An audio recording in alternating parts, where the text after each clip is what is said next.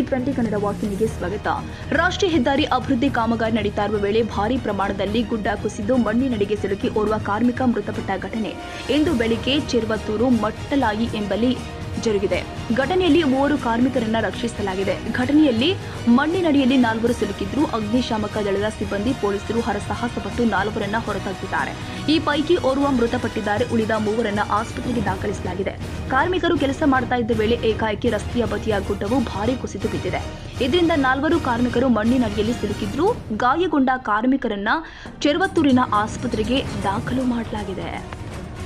ಕನ್ನಡಿಗರ ಮೆಚ್ಚಿನ ನಿಮ್ಮ TV20 ಕನ್ನಡ ವಾಹಿನಿ ಇದೀಗ ಟಿವಿಯಲ್ಲಿ ಲಭ್ಯ. ಕರ್ನಾಟಕ ಮತ್ತು ದೇಶ ವಿದೇಶದ 360 ಡಿಗ್ರಿ ಸುದ್ದಿ ವಿವರವನ್ನ ಪಡೆಯುವುದಕ್ಕೆ TV20 ವಾಹಿನಿಯನ್ನು ಲೈಕ್ ಮಾಡಿ, ವಿಡಿಯೋಗಳನ್ನು ಶೇರ್ ಮಾಡಿ, ಕಮೆಂಟ್ ಮಾಡಿ, ಸಬ್ಸ್ಕ್ರೈಬ್ ಮಾಡಿ. HCN ಕೇಬಲ್ 842 ನಂಬರ್ನಲ್ಲಿ ಹುಕ್ಕೇರಿ ತಾಲೂಕು ಹಾಗೂ ಸಂಕೇಶ್ವರದ ಸುತ್ತಮುತ್ತಲಿನ ಹಳ್ಳಿಗಳಲ್ಲಿ ಲಭ್ಯ.